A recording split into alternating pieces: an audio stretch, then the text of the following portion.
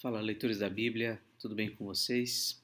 Hoje a gente vai ler Lamentações, capítulos 3 e 4, e vamos ler também Apocalipse 18.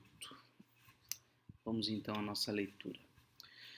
Eu sou o homem que viu a aflição causada pela vara de Deus, ou a vara do furor de Deus.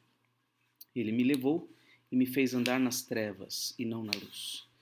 Certamente ele voltou a sua mão contra mim, sem parar, todo dia. Fez envelhecer a minha carne e a minha pele e despedaçou os meus ossos. Construiu rampas de ataque contra mim e me cercou de amargura e dor. Ele me fez habitar na escuridão, como aqueles que morreram há muito tempo. Cercou-me de um muro e já não posso sair. Prendeu-me com pesadas correntes. Mesmo quando clamo e grito, ele fecha os ouvidos à minha oração. Fechou os meus caminhos com blocos de pedra, fez tortuosas as minhas veredas. Foi para mim como um urso à espreita, como um leão pronto para atacar. Desviou os meus caminhos e me fez em pedaços. Depois me abandonou.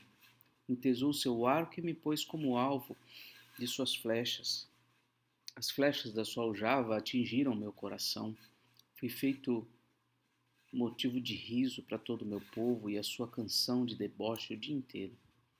Fartou-me de amarguras e me saciou de absinto. Quebrou os meus dentes nas pedras e cobriu-me de cinza. Já não sei o que é ter paz e esqueci o que é desfrutar do bem. Então eu disse: não tenho mais forças. A minha esperança no Senhor acabou. Lembra-te da minha aflição e do meu andar errante, do absinto e da amargura. Minha alma continuamente se lembra disso e se abate dentro de mim. Quero trazer à memória o que pode me dar esperança. As misericórdias do Senhor são a causa de não sermos consumidos, porque a sua misericórdia não tem fim. Renovam-se cada manhã. Grande é a tua fidelidade. A minha porção é o Senhor, diz a minha alma. Portanto, esperarei nele. O Senhor é bom para os que esperam nele, para aqueles que o buscam. Bom é aguardar a salvação do Senhor, e isso em silêncio. Bom é para o homem suportar o jugo na sua mocidade. Ele vinha escrevendo muito do seu sofrimento, de como Deus o afligiu. E aí, de repente, no versículo 21, ele fala que quer trazer à memória o que lhe dá esperança e começa a falar da misericórdia de Deus, da bondade de Deus, da fidelidade de Deus. Um trecho muito interessante, do versículo 22 ao 27. Que ele se assente solitário e fique em silêncio, porque esse jugo Deus pôs sobre ele. Ele quem? O homem. Põe a sua boca no pó, talvez ainda haja esperança. Dê a face ao que o fere e suporte todas as afrontas. O Senhor não rejeitará para sempre. Ainda que entristeça alguém, terá compaixão, segundo a grandeza das suas misericórdias. Porque não aflige nem entristece de bom grado os filhos dos homens. Pisar debaixo dos pés todos os prisioneiros da terra, perverter o direito do homem diante do Altíssimo, subverter a justiça num processo, será que o Senhor não veria tais coisas? Quem é aquele que diz e assim acontece, sem que o Senhor o tenha ordenado? Por acaso não é da boca do Altíssimo que procedem tanto o mal como o bem? Porque se queixa o homem, queixe-se cada um dos seus próprios pecados. Examinemos bem os nossos caminhos e voltemos para o Senhor. Levantemos o coração juntamente com as mãos para Deus nos céus, dizendo: nós pecamos e fomos rebeldes, e tu não nos perdoaste. Cobriste-nos de ira e nos perseguiste, nos mataste sem dó nem piedade. De nuvens te encobriste, para que a nossa oração não passe. como lixo e refúgio nos puseste no meio dos povos. Todos os nossos inimigos abriram a boca contra nós. Sobre nós vieram o temor e a cova, a desolação e a ruína. Dos meus olhos correm rios de lágrimas por causa da destruição da filha do meu povo. Os meus olhos choram, não cessam e não há descanso, até que o Senhor atenda e veja lá do céu. O que vejo entristece a minha alma, o sofrimento de todas as filhas da minha cidade.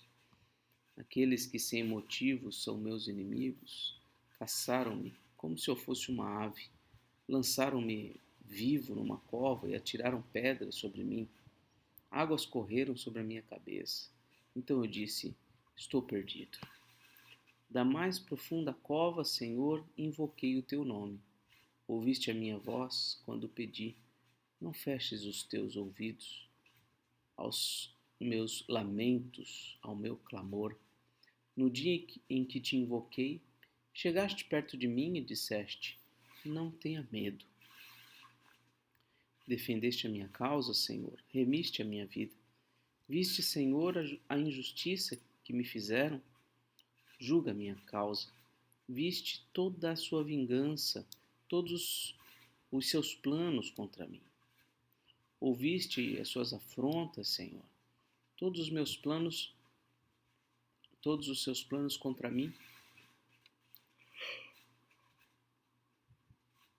As acusações que me fazem e o que murmuram contra mim o dia todo, observa-os quando se assentam e quando se levantam. Eu sou um motivo de zombaria para eles. Tu, Senhor, lhes retribuirás segundo a obra das mãos deles. Tu lhes darás dureza de coração, que é a tua maldição sobre eles. Na tua ira os perseguirás e eles serão eliminados de debaixo dos céus do Senhor. Capítulo 4. Como se escureceu o ouro, como o ouro refinado perdeu o seu brilho, como estão espalhadas as pedras do santuário pelas esquinas de todas as suas ruas. Os nobres filhos de Sião, comparáveis a ouro puro, agora são tratados como simples objetos de barro, obra das mãos do oleiro. Até os chacais dão o peito, dão de mamar aos seus filhotes, mas a filha do meu povo tornou-se cruel, como as avestruzes no deserto. A língua do bebê que mama fica pegada pela sede ao céu da boca. As crianças pedem pão, mas não há quem as alimente. Os que se alimentavam de comidas finas desfalecem nas ruas. Os que se criaram entre escarlate agora vivem entre os montes de lixo, porque a maldade da filha do meu povo é maior do que o pecado de Sodoma, que foi destruída num momento, sem intervenção humana. Seus príncipes eram mais alvos do que a neve, mais brancos do que o leite, eram mais ruivos de corpo do que os corais e tinham a formosura da safira. Mas agora o aspecto deles é mais escuro do que a fuligem. Não são reconhecidos nas ruas. A sua pele grudou nos ossos, secou-se como a madeira. Mais felizes foram as vítimas da espada do que as vítimas da fome, porque estas se definham, atingidas mortalmente pela falta do produto dos campos. As mãos das mulheres, que antes eram compassivas, cozinharam seus próprios filhos. Estes lhes serviram de alimento quando a filha do meu povo foi destruída. O Senhor deu cumprimento à sua indignação e derramou o furor da sua ira. Acendeu fogo em Sião, que consumiu os seus alicerces. Nem os reis da terra, nem todos os moradores do mundo acreditavam que o adversário, o inimigo, pudesse entrar pelos portões de Jerusalém. Tudo isso aconteceu por causa dos pecados dos seus profetas e por causa das maldades dos seus sacerdotes, que derramaram no meio dela o sangue dos justos.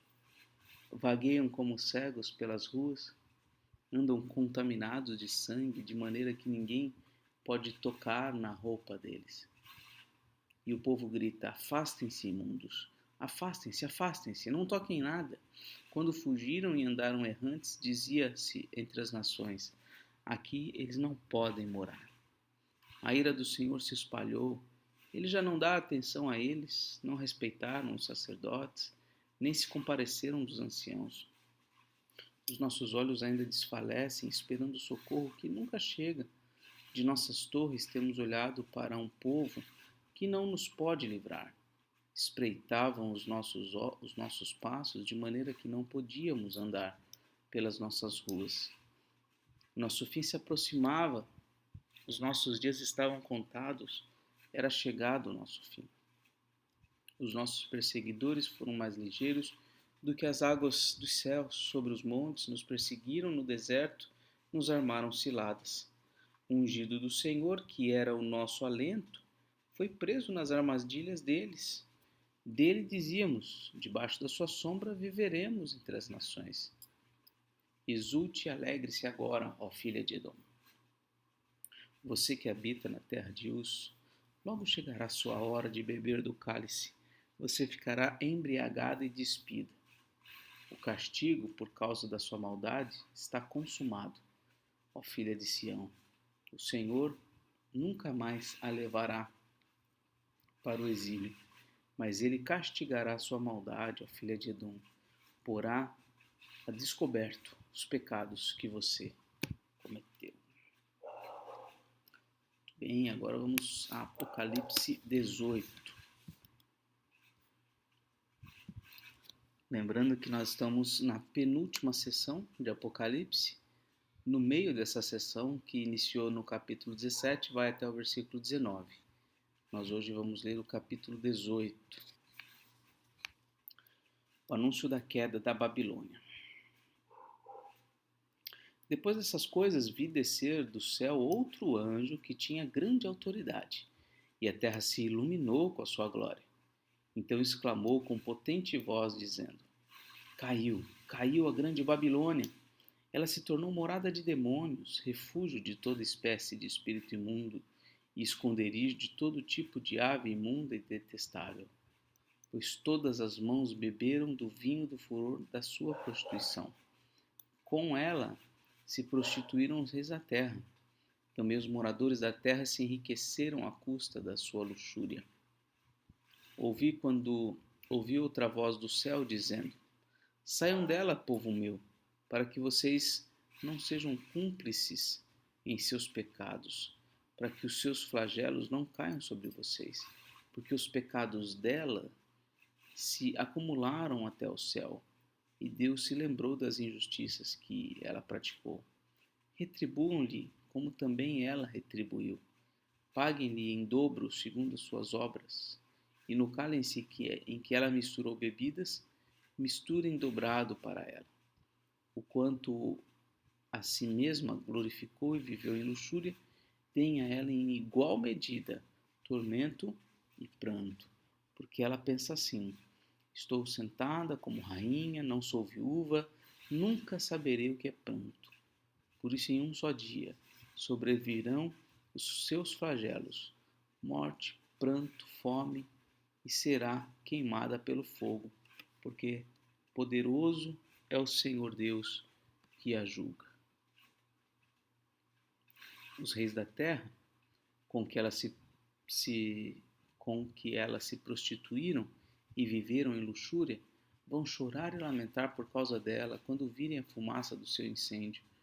E conservando-se de longe com medo do seu tormento, dizem: Ai, ai de você, grande cidade, Babilônia, cidade poderosa, pois em uma só hora chegou o seu juízo.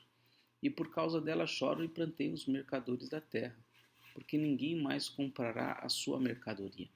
Mercadoria de ouro, de prata, de pedras preciosas, de pérola, de linho finíssimo, de púrpura, de seda, de escarlate, toda a espécie de madeira odorífera, todo gênero de objeto de marfim, toda a qualidade de móvel, de madeira cara, de bronze, de ferro, de mármore, e canela de cheiro, especiarias, incenso, perfume, mirra, vinho, azeite, boa farinha, trigo, gado e ovelha, e de cavalos, de carruagens, de escravos e até almas humanas.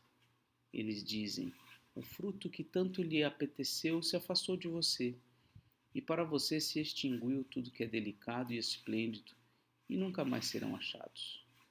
Os mercadores destas coisas, que por meio dela se enriqueceram, ficaram de longe, com medo do seu tormento, chorando e pranteando, dizendo: ai, ai da grande cidade, que estava vestida de linho finíssimo, de púrpura e de escarlate, enfeitada com ouro, pedras preciosas e pérolas, porque em uma só hora ficou devastada tamanha riqueza. E todos os pilotos e todos aqueles que viajam pelo mar e marinheiros e os que ganham a vida no mar ficaram de longe. Então, vendo a fumaça do seu incêndio, gritavam: que cidade se compara à grande cidade? Lançaram pó sobre a cabeça e, chorando e pranteando, gritavam: ai da grande cidade na qual se enriqueceram todos os que possuíam navios no mar, à custa da sua riqueza, porque em uma só hora foi devastada. Alegrem-se por causa dela, ó céus, e também vocês, santos, apóstolos e profetas, porque Deus julgou a causa de vocês contra ela. Então um anjo forte levantou uma pedra do tamanho de uma grande pedra de moinho e lançou-a no mar, dizendo: assim, com ímpeto, será lançada a Babilônia, a grande cidade, e nunca mais será achada. Em você nunca mais será ouvido o som de arpistas, de músicos, de tocadores, de flauta e de trombeta. E você nunca mais em você nunca mais se achará artífice nenhum de qualquer arte que seja, e nunca jamais se ouvirá em você o ruído de pedra de moinho. Também nunca mais brilhará em você a luz de uma lamparina, e nunca mais se ouvirá em você uma voz de noivo ou de noiva, pois os seus mercadores foram os grandes da terra, porque com a sua feitiçaria você seduziu todas as nações, e nela foi encontrado o sangue de profetas, de santos e de todos os que foram mortos sobre a terra. Vamos orar? Senhor nosso Deus, te agradecemos pela tua palavra, Senhor, que em vários momentos coincide as leituras que fazemos do Antigo e do Novo Testamento. Tudo isso vai mostrando como a tua palavra é coerente, faz sentido, é completa.